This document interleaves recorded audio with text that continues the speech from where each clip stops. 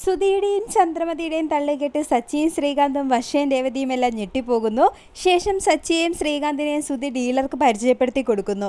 തുടർന്ന് സച്ചി ഒരു വലിയ ട്രാവൽ ഏജൻസിയുടെ ഓണറാണെന്ന രീതിയിൽ സംസാരിക്കുകയും രേവതിക്ക് സ്വന്തമായിട്ട് 50 ഏക്കർ പൂന്തോട്ടമുണ്ടെന്നും പറയുന്നു. ശേഷം ശ്രീകാന്തിനെയും വർഷേനെയും പരിചയപ്പെടുത്തുകയും വർഷ പല മണ്ടത്തരങ്ങളും പറഞ്ഞെങ്കിലും ശ്രീകാന്ത് ഇതെല്ലാം മാനേജ് ചെയ്യുകയും ചെയ്യുന്നു. പിന്നീട് സുധിയും ശ്രുതിയും ചേർന്ന് കേക്ക് മുറിക്കുകയും വെഡ്ഡിംഗ് ആനിവേഴ്സറി ആഘോഷിക്കുകയും ചെയ്യുന്നു. ശേഷം രവീന്ദ്രൻ സുധിക്കും ശ്രുതിക്കും ആശംസകൾ നേരുകയും ഇതുപോലെ 3 മക്കളെയും മരുമക്കളെയും കിട്ടിയ ഞാൻ ഭാഗ്യവാനാണെന്നും പറയുന്നു. തുടർന്ന് രവീന്ദ്രൻ്റെ വാക്കുകൾ കേട്ട് ഒരുപാട് സന്തോഷം തോന്നുന്ന ഡീലർ, നിങ്ങളുടെ കുടുംബത്തെ എനിക്ക് ഒരുപാട് ഇഷ്ടമായെന്നും ഈ കുടുംബത്തോടൊപ്പം നിൽക്കാൻ കഴിഞ്ഞതിൽ എനിക്ക് സന്തോഷമുണ്ടെന്നും പറയുന്നു. തുടർന്ന് തൻ്റെ കമ്പനിയുടെ ഡീലർഷിപ്പ് സുധിക്ക് നൽകാൻ ഞാൻ തീരുമാനിച്ചു എന്ന് പറയുന്നതോടെ എല്ലാവർക്കും ഒരുപാട് സന്തോഷമാകുന്നു.